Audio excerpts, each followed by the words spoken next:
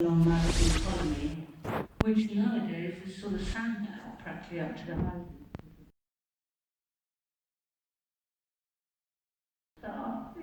Walking their dog and hanging out. And so we're walking along to Tracy's mother's house, Diana Ross's house. I think you can click away. And that's just a close-up of us walking along the beach.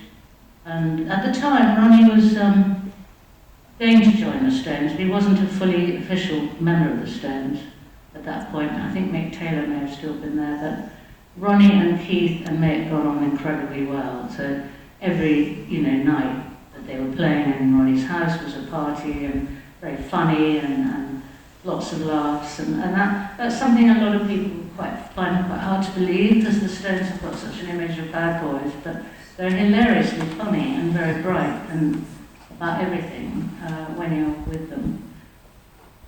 That's me and Chrissy Wood and Ronnie, obviously, in the back of a limo, just going along Pacific Coast Highway. I have to say I look really awful and stoned in that bit.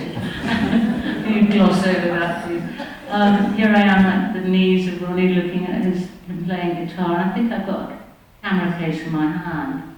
So whoever picked up the camera, which I happen to do quite a lot, left my camera and I said, "Do you take a picture now?" Ronnie Wood, Hutton Drive. This was Ian Lafrene's house. Those of you who know Porridge, and Ian Lafrene is a brilliant writer of comedy, and he's been around loads of years. That was on the beach after the long night session. You've seen that in the film. This is Helen Mirren and I. I put the camera on a tripod.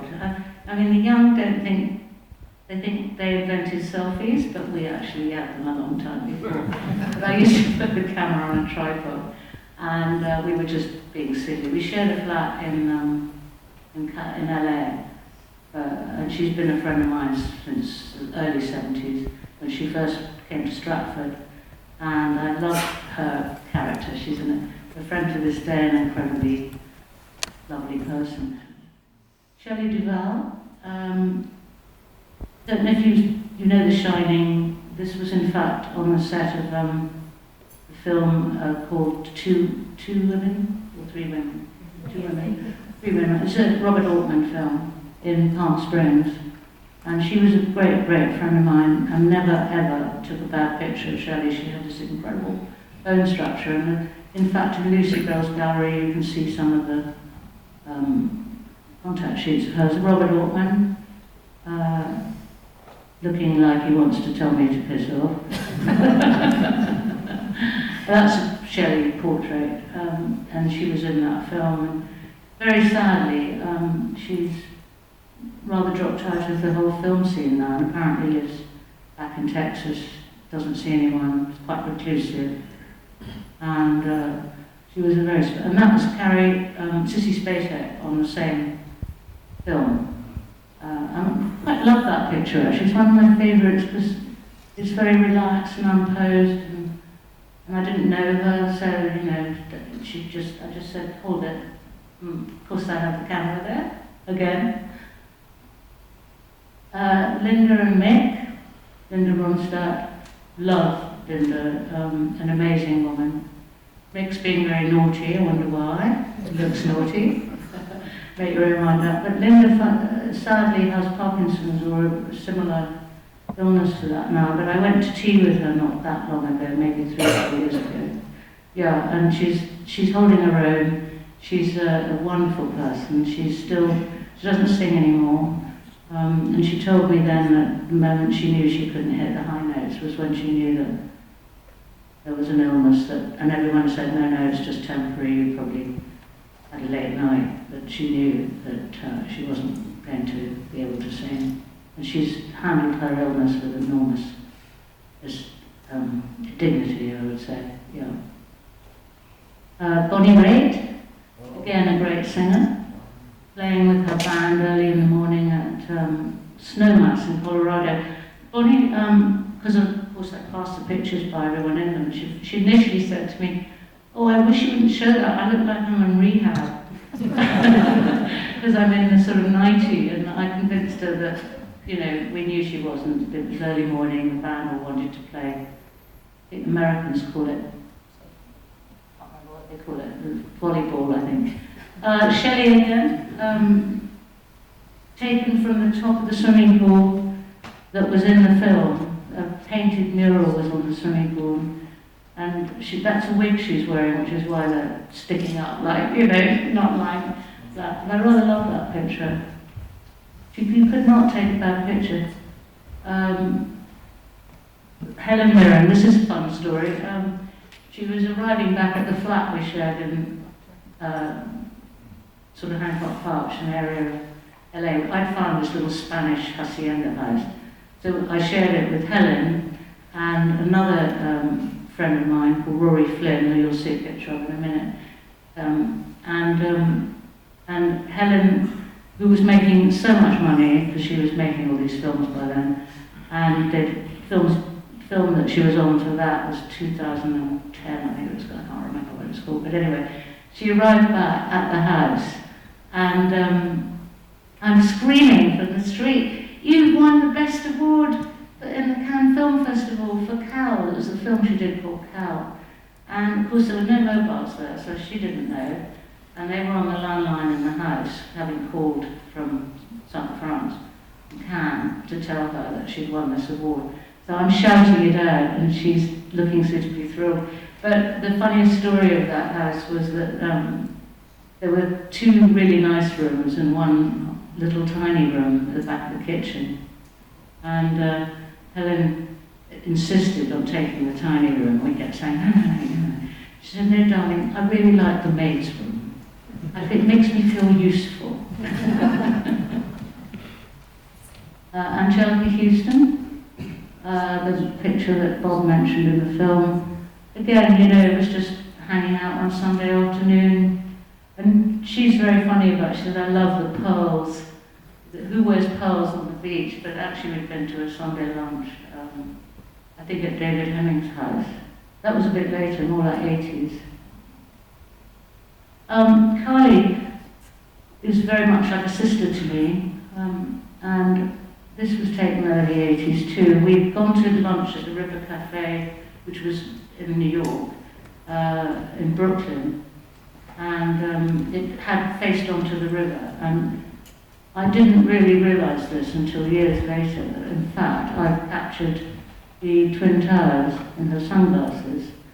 And of course, at the time, 1984, they were an iconic building. And she, when I showed this picture, the young think I photoshopped the actual image, and I said, no, it was taken before the tragic events that overtook it. She wrote "Let the River Run" for Working Girl about this time, and she always says it was influenced by sitting there and watching the river. You can also see it in her glasses. And that's Neil Young. He's just got one eye looking at me. I sneak pictures, you know, especially if I'm in awe of the person.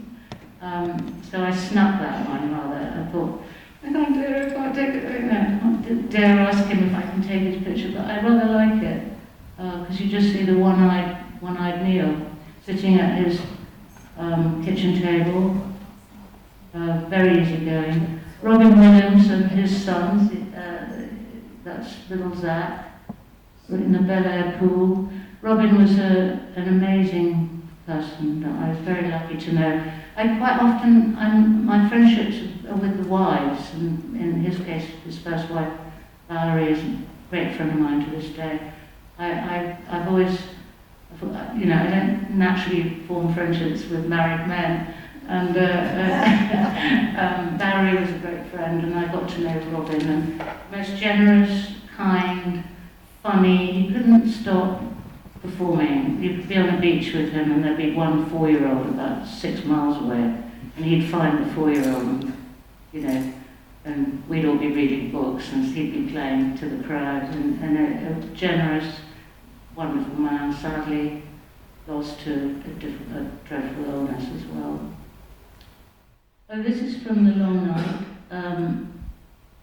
The story basically is, as it was told in the film, But we were also very, very, very worried for Chrissy Wood, because it wasn't an easy birth and it took a long time, and we were over probably not quite 24 hours, but the best part of 24 hours, and sleeping in the waiting room at Cedars-Sinai Hospital in LA. And they had taught, I knew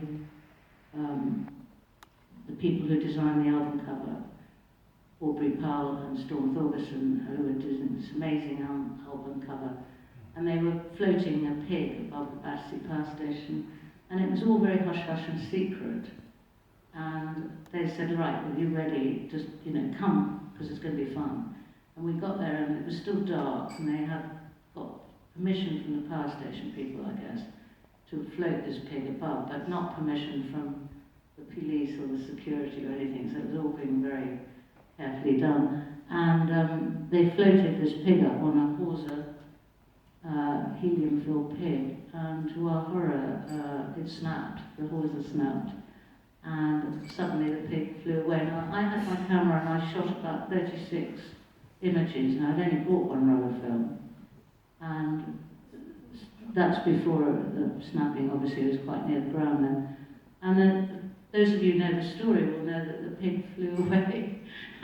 And at first it sort of flew almost over the flight path to Heathrow along the Thames. Everybody was hysterical, can you imagine?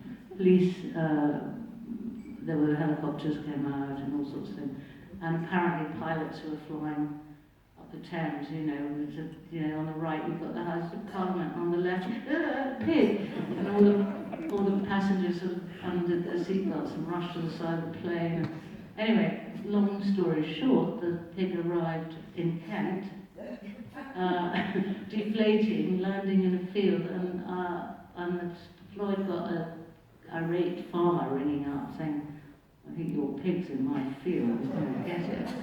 And it's been a source of great myth and stories ever since. But as Nick Mason says, in the interview you saw, which is just a small bit, but he says, some part in the interview, nowadays you just Photoshop it. Nobody would put a pig up in reality. But those were the sort of crazy things we did. They did. Eric Idle and George Harrison.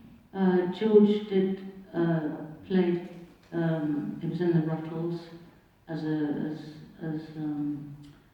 Derek Taylor, that's right.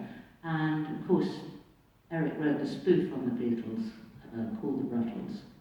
And then there were 4 people who played: Ricky Fattar, John Halsey, Eric, and the lovely Neil Innes, who sadly is no longer with us. But that was an amazing experience. Can I go back to that picture a sec? Thanks. This was at Ray Cooper's house. We had a New Year's Eve party, and George and Eric used to sing rather bawdy songs. I don't think I should repeat them here. But I think they're doing that then. Very fun. George was an amazing man, very gentle, lovely person, and they were very close. And he played pirate, George. I was in Rutland Weekend Television, and Eric didn't tell us a Christmas one, and suddenly we're doing a sort of can-can, me and Eric's then wife, Lynn, and on comes George dressed as a pirate with a peg leg and a parrot on his. There's a bit of a spoof on the parrot sketch from Monty Python.